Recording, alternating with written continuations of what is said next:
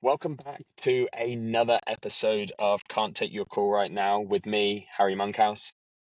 Me, Lauren Reeves. Today is Series 2, Episode 1, where we're talking about how to get into sales.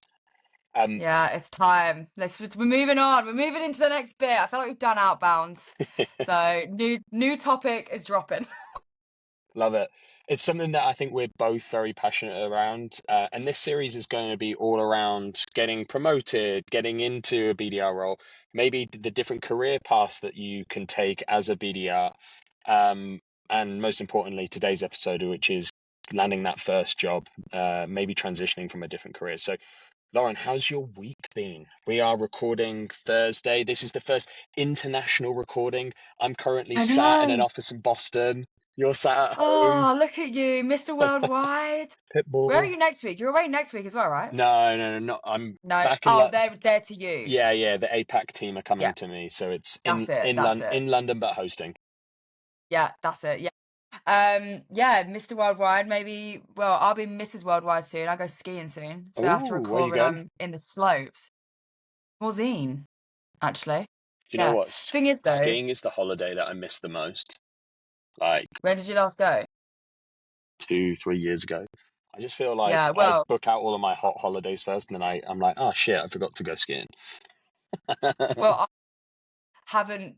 But first time I ever went skiing was 3 years ago, two, can't remember, with Cass, and I'd never skied before, and I cried literally every day. It was so bad. And then right at the end, on the day before we were going home, I got really bad food poisoning. Couldn't get No, out of bed. It was awful. It was so funny. I text Cass. I was like, I really don't like. I don't feel good. Can you get me like so like diarrhea or like something to like rehydrate me? Um, he was like, "Oh yeah," but I could tell in his text that he thought I was exaggerating. And then he walked back to the chalet, opened the door, and was like, "Oh fuck, you're like really ill." And I was like, "I'm not doing it to avoid skiing. I'm really ill."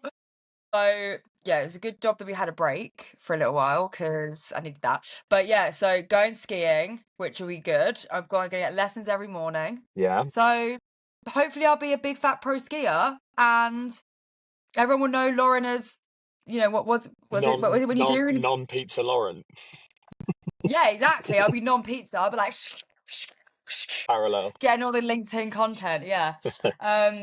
But yeah, my week's been good. Second full week back, feeling busy already. Big week at Swap. We announced our Series C last week. Woohoo! So yeah, I feel like I'm already feeling it. Yeah. No, Like we announced it a week ago, and I feel like it's literally already like, "Oh shit, here we fucking go." Like it's happening, which is obviously great and it's exciting and it's fun to be busy and it's fun to have loads of things to do. But I'm literally like, oh my God, I'm going to blink and we're going to be in July. That's hmm how I feel right now. I'm like, oh, this is going to fly by, Yeah. which is a bit intense. So, Yeah, I think but good. super exciting time though for you guys at Swap. Like, I think an Yeah. incredible achievement raising that much money. So yeah, super exciting. I think I was actually Uh, thinking like I'm in such the opposite environment at work, like because we have done the whole like raising, being bought out, then unmerged, and now like trying to do yeah. an independent kind of run at it. Um, and we're PE backed, so it's like such a different process. It's not about like, Yeah. hey, we've got all this money to spend. It's all about efficiencies. Yeah. It's Um, so different. but yeah, no, it's super exciting time for you guys. So buzzing. Yeah. Yeah, super excited. And do you know what is nice is that January is flying by, and I feel like for a lot of people, January feels really slow. But I cannot believe it's the 15th of Yeah, January we've got when we put this out. But 11 days left of selling, and then that's insane. Like uh, that, I actually am like, wow, like it's flying. So it's actually quite nice in that sense because then it feels like payday's inching every bit closer. Which, I don't know about you, but yeah, I definitely need it. 100%, 100%. I'm still recovering from all of those Christmas presents. I feel Yeah, like, literally. But how are you? How's Boston? How was the travel? yeah, good. Very easy flight, lovely city. I still haven't explored much, but I've been doing a Yeah. little tour around different Irish bars and having a couple of different Guinnesses, so it's Nice. been pretty good.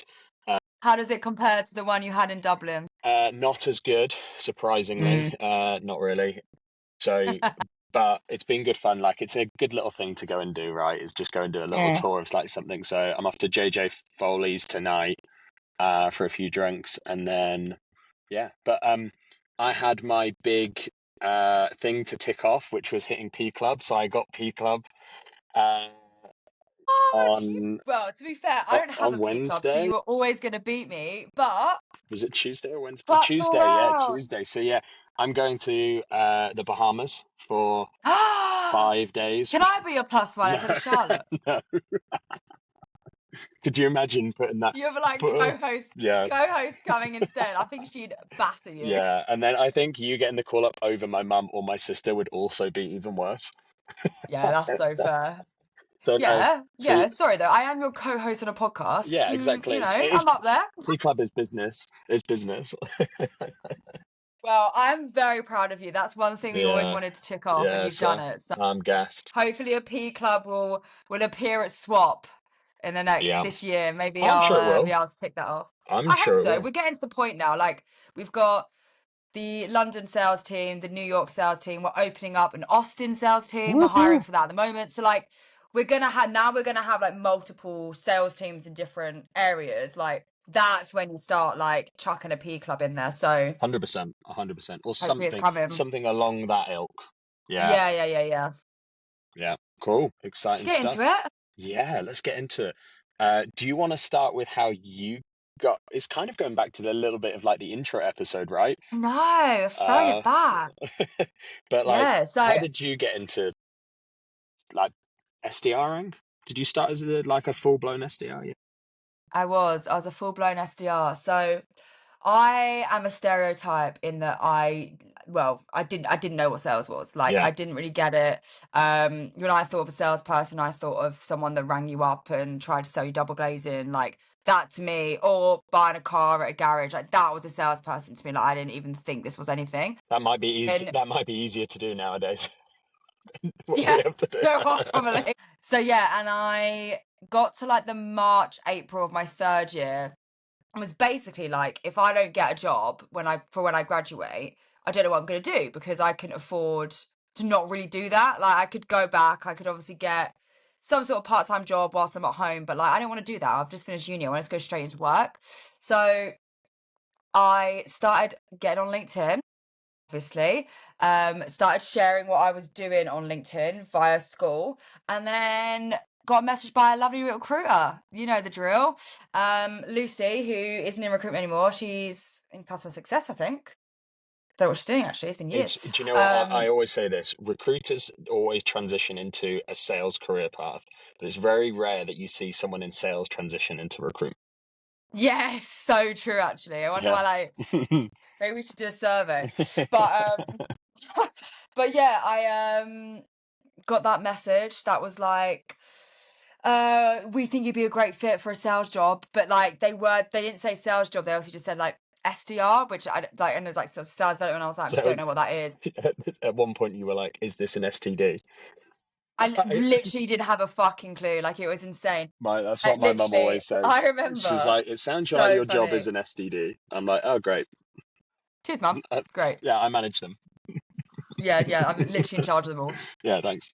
I got that like, oh, will you come for an in-person assessment day? Yeah, classic. And I went to uni in Wales, so I had to come all the way back to London for the assessment day and then go back. So I was obviously it was end of year exam. So like I Mm. literally had to go between. But I remember ringing my dad and being like, yeah, like I've got this assessment day in London. Like the pay was really good. Obviously I said to him, I was like, yeah, like they say that like minimum base is between like 25 and 30 and then like there's commission on top. So like I could make like 50 grand.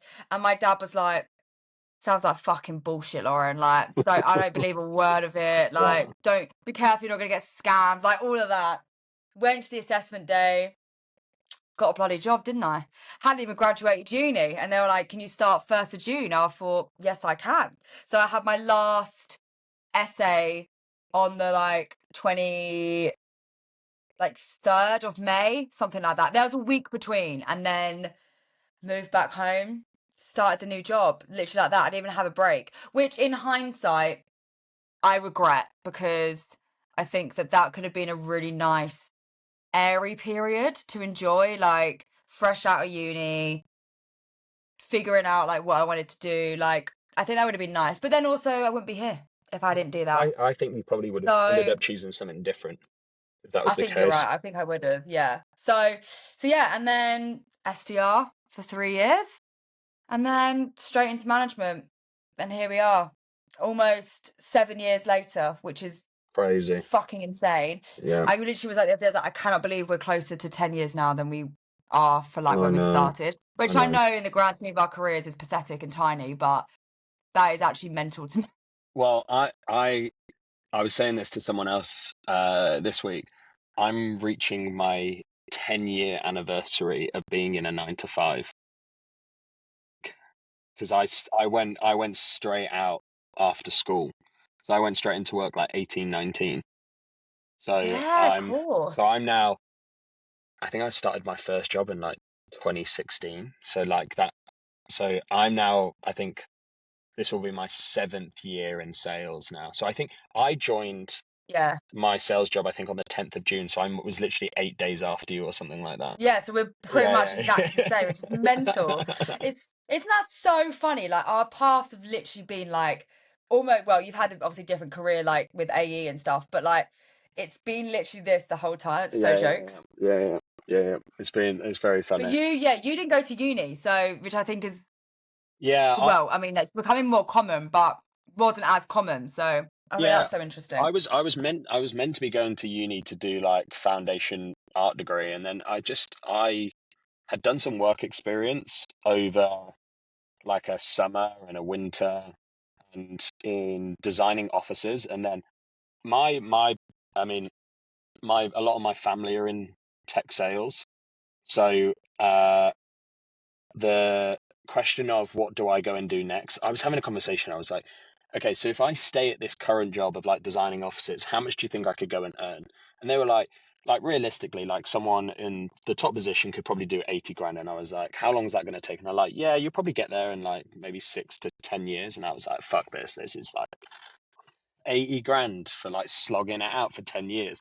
So then when I started, I went on site and I did like a presentation to BP, the petrol company, and my Mm, boss at the time, again, family friend, so super like lenient with me and was just like, "Hey, do you want to go and spend some time like trying to find a job in London to get into sales?" I was like, "Oh, perfect." Like there was a couple of roles internally that I was thinking about, like moving, relocating to London, but it probably didn't excite me as much going into selling office spaces or design packages for offices. And then yeah.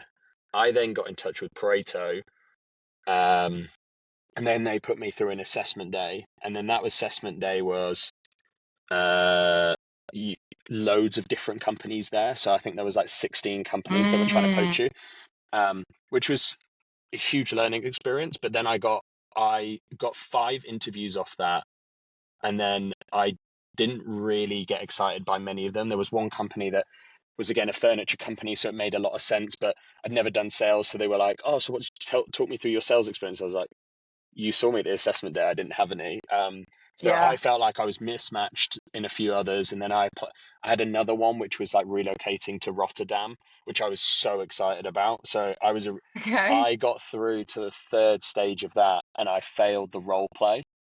But I was like, how am I meant to do, like, doing a role play is so difficult when you don't know what an SDR When is you, and you've yeah, never done cold calling. 100%. And I feel like LinkedIn 7 years ago was not the same as it is now. Like there weren't many gurus or like micro influencers and stuff like that. So Oh, finding definitely not. finding out like cold calling role plays was not as easy. And then I think also without AI, like you have to do so much mining for this information, whereas I feel like there's a lot more accessible now. And then, yeah, I ended up going back for like a specialist day, which was just for Datto, and they hired 16 reps on the day out of 100.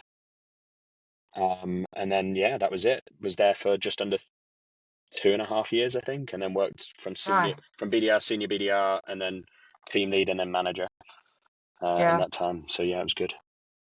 Yeah. God. So funny because I think also one thing that I'm finding quite interesting is that I feel like for most people in, I'm gonna say our generation as if we're like fucking 80, but I would say like our generation of like sales reps that we know that have been in the same time as us came from these assessment days. Yeah. They were the thing to do. That's how you got into tech sales, was an assessment day through Pareto, Venatrix, like all these different agencies.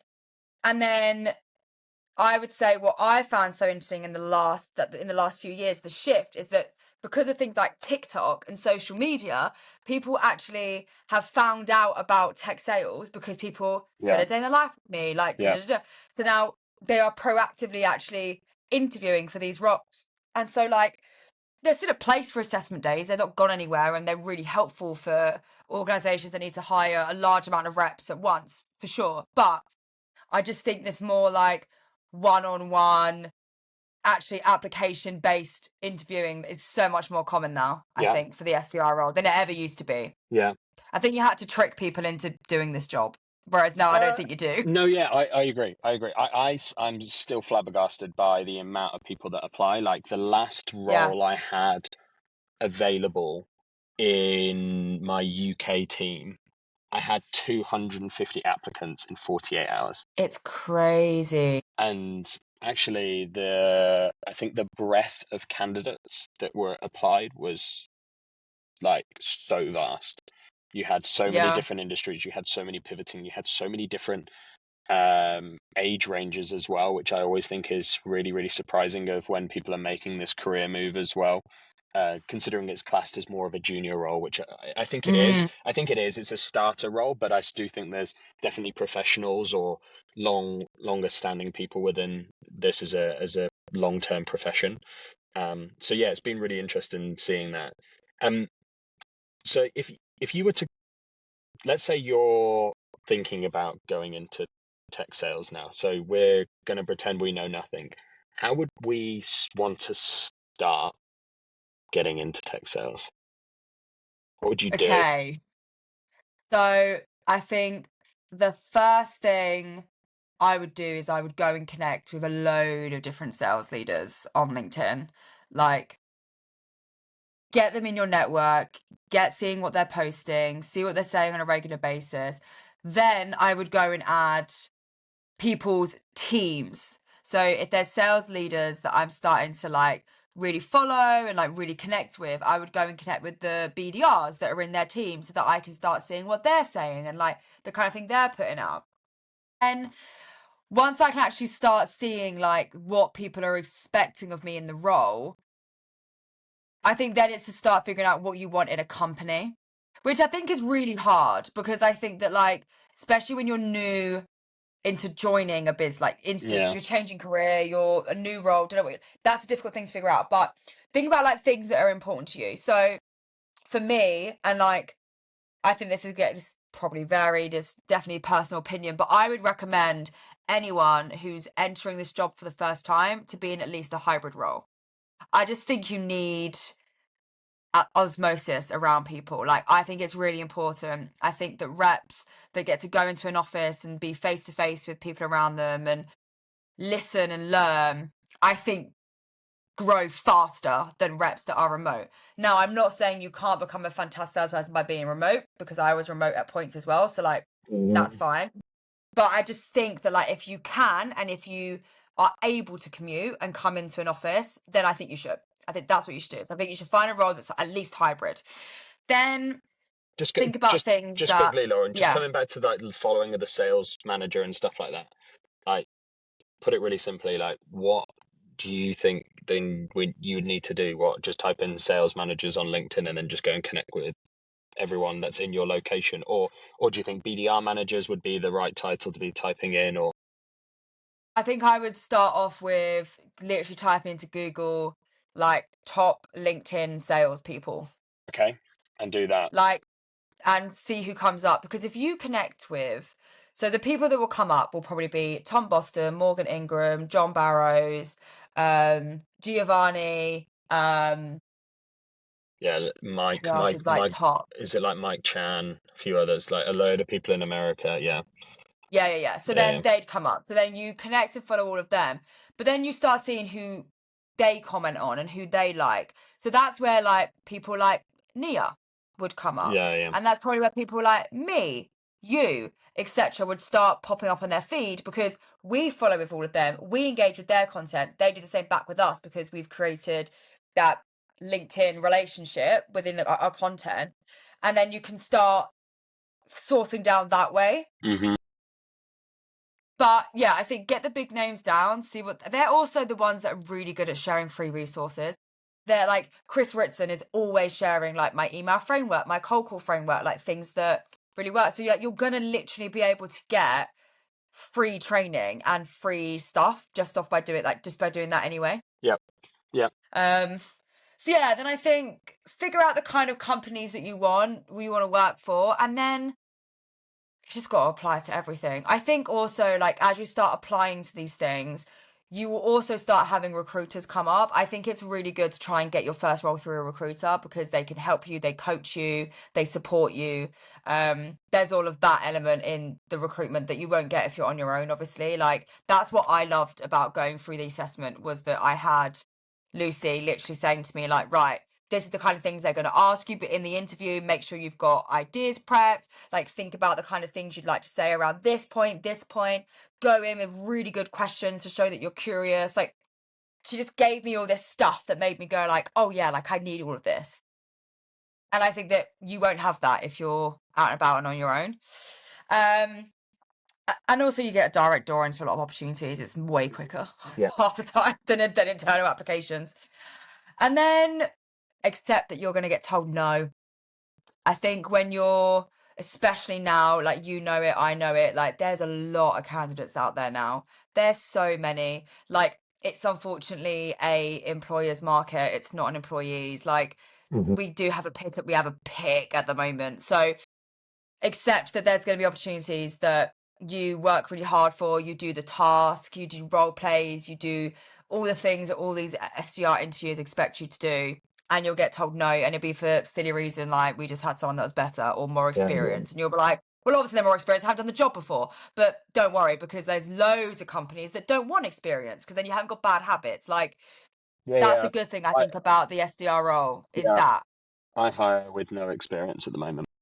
I do as well. Yeah. So I do both, and I don't prefer either or, to be honest. I think there's benefits to both, and I think there's negatives to both. Yeah. So, Agreed.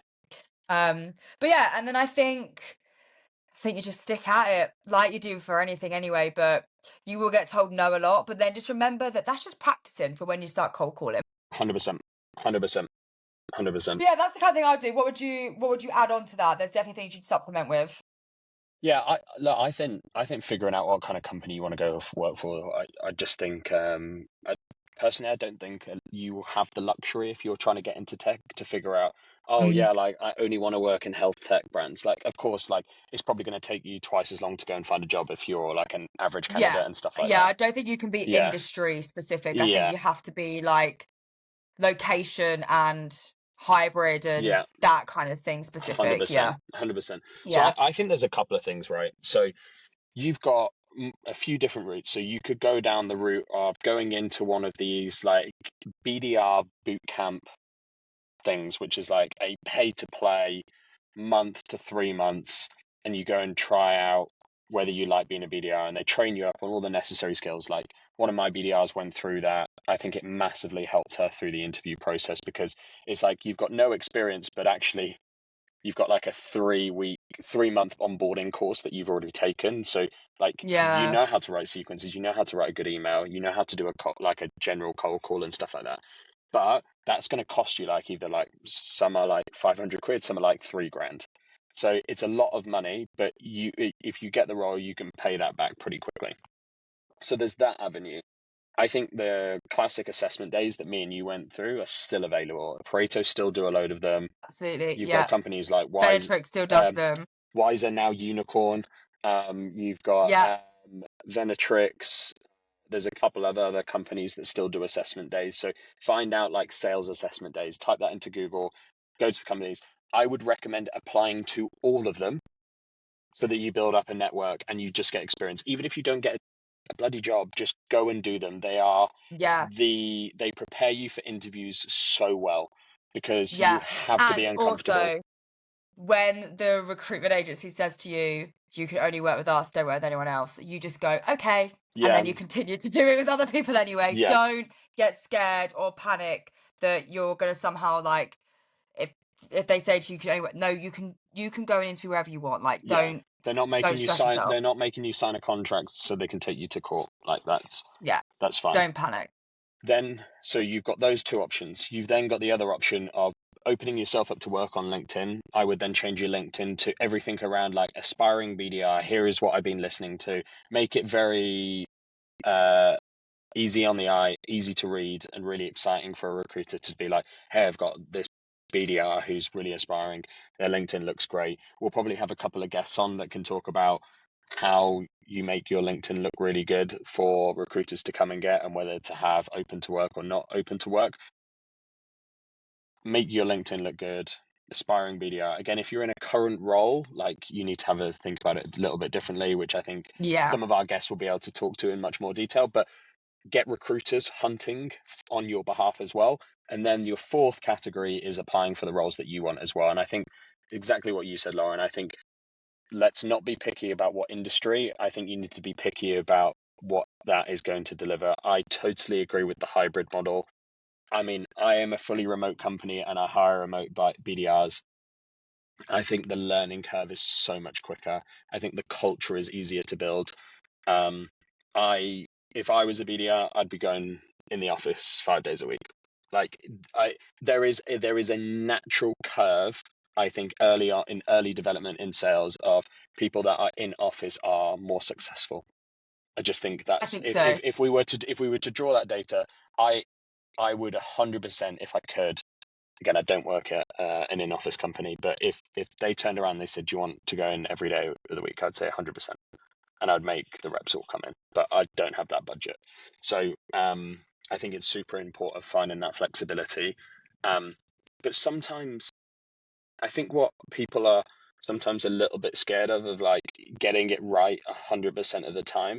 I think you've got to think about how is the company getting on. So when you go through the interview Yeah. process and you land that interview, ask what the other reps are doing, what the performance is like, do the research, reach out to other reps. We'll talk on a little bit about what some of the tactics that you can do to land that interview in the first place. But I think realistically, do as much of your research, speak to as many people at the company, and figure out if that is the right company for you. Um, but I think a Yeah, lot, and look up things like, has there been redundancy rounds? yeah. Like, when was their last round of funding? Like, what does the employee percentage say at the bottom on LinkedIn? Like, this says like percentage growth. Like, is it stagnant? Has it been going up? I Has think you it need dropped sales nav. recently? I think you need sales nav for that. Do you? Does it not show on the normal thing? No, Are I you think it's sure? sales nav only Oh, because we've only ever had sales nav. But that is true. um, I I don't know life without sales now. I mean, you could buy LinkedIn Premium. That does help for a little period of time. Yeah. You get I free trials for like a month as well. Yeah, and I think there's a lot of stuff out there. I think very quickly you can tell like who people hire as well. So like, if you probably went and researched mine or your team, Lauren, you can see that I don't hire people that have done other BDR roles before. So like, I'm going to be a lot more receptive. So if you go to a certain company and you look at all of their team and they've all done all the BDRs prior to coming to that business have all done 6 months. Like you probably got a good idea that they've got a 6 month, like you have to have done the role for 6 months. But sometimes it's okay to go in and get a BDR role for 6 months and then change your mind and then go and find something else. Um, but it's just getting that experience in the door, which is sometimes the most important thing for a lot of these bigger companies. But I think you've got to prioritize: is the product good? Is the learning Yeah, good? Or is the manager good? And it's just one of those three things that agree. you've got to get right. Yeah, like what matters more to you? Do you want to be selling something that you really believe in, that you think is really cool and like you see yourself using or you see having a huge impact? Hmm. Or is joining a company that has really significant training and really good onboarding? They've been around for a while, so they've got a really clear, structured onboarding and training plan, and there's, quarterly enablement sessions. Or is the relationship you have with your manager and how they would be with you really important to you? Like Yeah. that for me, I think one thing that really mattered is my manager. That's always been one of the most important things because I know that when I don't have a good relationship with my manager, I really struggle at Yeah. work. I want to be able to go to my manager and say to them when I'm stressed, angry, upset, happy, really pleased about something. Like, I want to be able to share that with my leader, and I want them to care. I want them to be buying in. I think that's really important. So I know that that's also how I am with my team. Like, I want my team to feel that about me. That's really important to me as a leader. If you don't care about your relationship with your manager, not in the sense that you don't care because you're like fuck them, but like in the sense that as long as you can work together and as long as they Yeah. provide you what you need, then great, that's fantastic. Like, lean towards one of the other two things. But I think about what matters to you, and like how you think. And then I appreciate that you may not know because you haven't been in corporate work yet or anything, but just try and like think about like what you feel like you really need to like grow and learn. Yeah. I think on that it comes down to a bit of your personality traits as well. Like, are you a lone wolf or not? Like, I am very much not a lone wolf. So as part of that, I need those people there. So for me, what's important is a really good manager and a really good product, more so than necessarily sometimes the training. But I think don't get me wrong, you can always get all three, but it's just sometimes harder. It's just Yeah. but even like the learning and training and stuff, like I've got BDRs in my inbox who have had probably some awful onboarding, but like Mhm. they're people that just get after it naturally, and they just go and do their own research or go on YouTube and stuff like that. So there's loads of things that you can still do to go and do self-development as part of that. So really easy, Yeah, really easy. I agree. Um, so we're talking about now trying to get that individual meeting, let's say with a hiring manager. How would you go about that? Okay, what would I do to try and get in front of the hiring manager? Yeah. Or even the recruiter. I think they both kind of come hand in hand. Yeah, so I would add them both on LinkedIn, add a note. Hey, um, really interested in the SDR role that you guys just put live. I've submitted my CV. Would love to know like what requirements you guys are looking for. They might not reply. In fact, when I would get messages like that, I would accept. Most of the time I wouldn't reply, but I would send a note to my recruitment team, and I'd be like, Hmm. really impressed. This person messaged me. Can you please get them in for an interview? Yeah, I would do that almost every time. agreed. And then and same for the recruitment people, if they got a message like that, they'd ping me and be like, oh, hey, got a really good message from this person on LinkedIn. Like, I'm going to put them straight in. And I'd be like, great. Half the time I wouldn't even care what their CV said. I just thought, fair enough. They're showing all the right behavior that I want in an SDR. So I'm going to have a conversation with them. Message, immediately connect. And then once you've done that, I would then go and add some BDRs, SDRs from the Hmm. company on Yeah. LinkedIn as well. Hey, I've just applied for a role. We're just really keen to hear what your experience is like. Because again, every time someone does that to my BDRs, they message me. They go, oh, I had this person called so and so message me on LinkedIn. Like, can I reply? Hmm. And I'd be like, of course you can reply. I don't care. Like, do what you want. But great, thank you for letting me know. Like, it lands, it sticks in because people want to share that sort of thing. So yeah, I think they're the two main things you have to be doing. 100%. 100%. I couldn't agree more. I think you just create a bit of curiosity around the note, just in a note like, hey, interested in the role, love to share why I think I would be a great fit. Get them to connect, then send them a nice message. I think it doesn't need to be too long. It just needs to be well rounded. Tag your CV in it. It could either be, I think what stands out is doing a video. I think that allows you to show your ability in regards to how you articulate yourself, and show a bit of your personality. So I'm a big fan of that, or sending a voice note. I think the additional things that I would go and do, whether you download like the free version of like an Apollo, 6sense, I think Zoom Info have one, like go and download a data provider that allows you to get like 50 free tokens a month or something like that. Go and find the hiring managers or the recruiter mobile number or email address. Make sure that they are work related, because Yeah. I've got three email addresses. I've got my personal one, I've got my LastPass one, and then I've got my own business, right? It's fucking annoying when someone emails my personal email for a job role. Like you immediately, it's just like, oh man, just like you know that it's going to be lastpass.com. Like you know that that is going to Yeah. be that. Like just have a bit of common sense. And if you are struggling to find what or let's say you were trying to get a role with me, and you're like, oh, but I can't find Harry's. Harry's not in there. Just find someone in the business, and then you'll be able to find out what it is. So for me, it'd be first name dot last name, right? So once you found one person's, you know the formula. So for Lauren, it might be first name dot last name. It might be L and then last name. It might be Lauren R. It could be a multitude of different ways, but as soon as you find the formula, then you can send the email, and then you create this multi-channel approach where you try to give them a cold call. And by the way, your cold calls don't need to be perfect. You just need to be like, hey, Lauren, I was just giving you, I probably caught you in the middle of something, but hey, I just wanted to give you a call to express my interest in the new role and show you that I'm not afraid of doing a kind of like a cold outreach and calling you as a manager. I was just wondering how you're getting on with the process. What are some of the things that you're looking for, and whether you consider me as an applicant. And then you just go through a Yeah. normal chat. And normally the manager will be like, "Oh my God, I don't really take these cold calls. Like, hey, you'll need to speak to the recruiter. Can you send me a connection on LinkedIn and send me your CV, and I'll send that to the recruiter." And Yeah. that's all it's about. It's not about booking in Yeah. the meeting there and then and getting into the interview process, but it's about being introduced to the person that's going to vet you, which is the recruiter, which is always normally Yeah. the case. And real life example, this works. So I had someone cold call 100%. me back in December.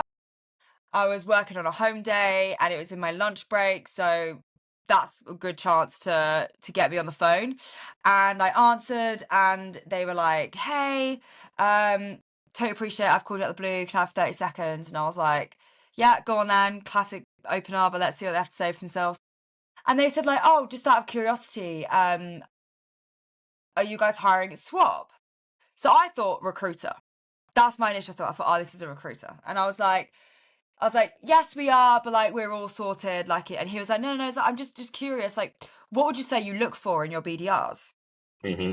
And that obviously piqued my interest. I was like, "Oh, what an odd question." So then I was like, "Oh, I really want people that are coachable. I want people that want to come in and really like be the best version of themselves and work really hard. We're a growing company, da da da." Da."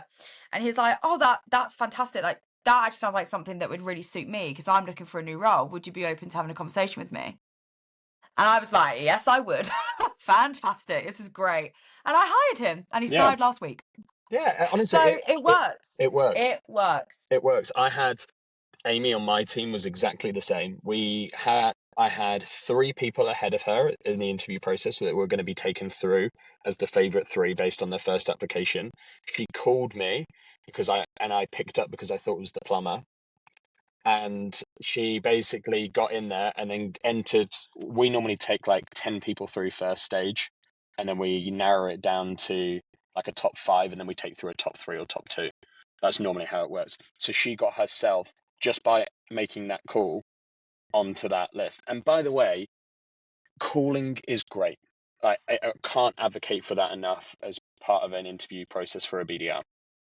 But don't be scared to do it multiple times. What I have found is I had one guy who's been like hounding me. He only called me once, and then he's like, "Yeah, but I called you, but I called you, but I called you." And it's like, you only ever called me once, and then you're just following up on Mm, LinkedIn and over email. Like if they don't pick up, you can just keep calling to say, until you kind of the interview or the application process has been open for like 3-4 weeks. They're probably yeah. further down the line at that point. But like the first 3 weeks, just get hounding on the phone until you get through to them. And even with your emails, like multiple emails. I had one guy who we've been interviewing previously, and he actually prospected someone in the talent team high up, and then that got forwarded to another person on the TA team, which then got forwarded to me, which then I then interviewed. So there's loads of different approaches that you can do. It doesn't have to be just the manager. It can be someone higher up. It can be someone on their team, but still Yeah. doing any form of outreach to those people surrounds you very nicely with Yeah. those people. Completely agree. Completely agree. And then once you're on there, just fucking wow us. Do a good interview process. We'll definitely talk about like what to do as part of an Yeah. interview process. I think what I'll just finish on really is in regards to like top tips. So for me, it's make sure that you've got all of your information and your CV looks clean. So that means, like, the way that I hire people is like we were speaking about before, like 250 applicants came in within 48 hours. I am a very, very hands-on hiring manager. So I went through every single 250 applicants. Like, a lot of managers, what I will say, newer managers do that. A lot of other managers do not have the time for that or touch it. So it'll just be the recruiter. But I've tested out both. I still really like reading through all the CVs, but a couple of things as someone who is a lot more hands-on is I give a profile to the recruiter team of what I'm looking for. And if you either fit or don't fit that bill, you either make it or you don't. It's very, very cutthroat. What I look for is I go straight to everyone. I go straight to their LinkedIn. So my requirement is that you have your LinkedIn tagged correctly on your CV.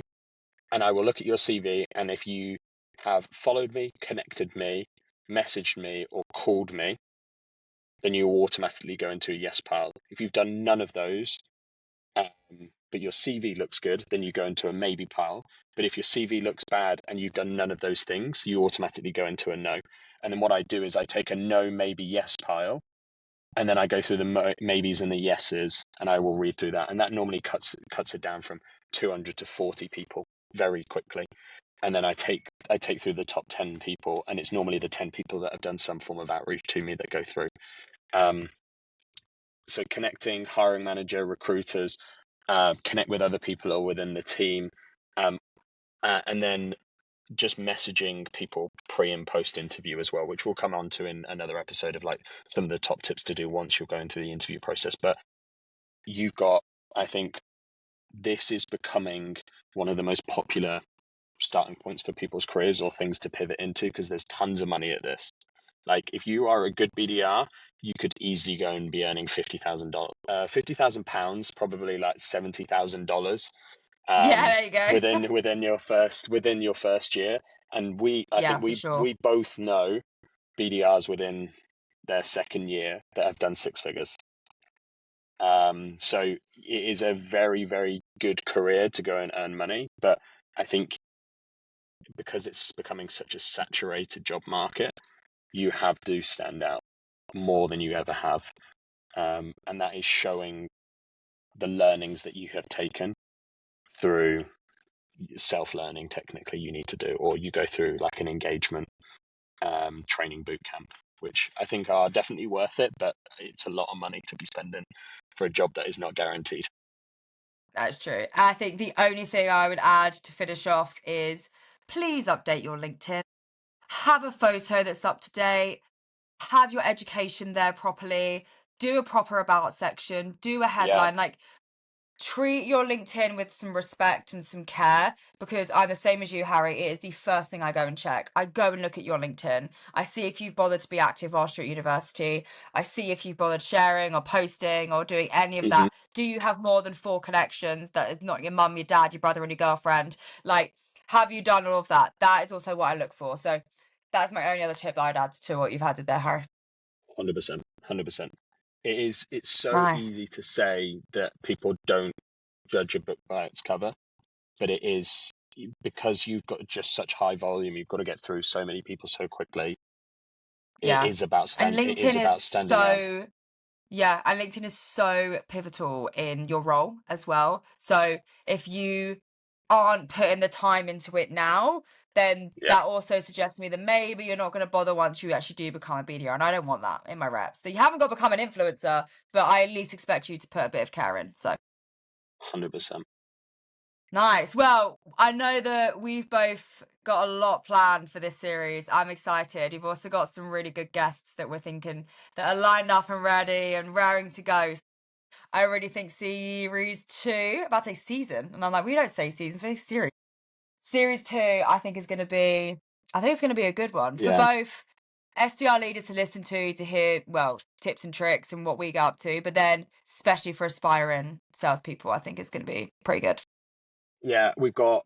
I think this is going to be our most stacked lineup that we've had of like Um, guests. We've got like four very, very influential female guests that we've already started speaking to, which is super exciting. And I think just from a hiring perspective, like we're going to be talking about like what to do during an interview process, like how do we run our whole interview processes, Yeah. getting a promo, the different career paths, getting prepared for those different roles. So there's a huge amount of topics that we can cover in this, and I think is probably the one that will resonate with most of our listeners, or even a much wider audience of people that are trying to get into this space. So yeah, I'm very excited. Yeah, me too. Let's go. Woo! Series Woo! 2. All right. Well, have a good rest of your week, Harry, and we'll see you in the next step, guys. Don't forget to like and follow us. I'm going to do this every episode now. We're not going to forget. And we're also now on YouTube. So go and give us a subscribe. Go and like our videos so that we can somehow become YouTubers. That'd also be great. And if you want to sponsor the podcast, please let us know. Please let us know. Thank you. All right Cheers. then. See you later, gang. Bye. See ya. Bye. Bye.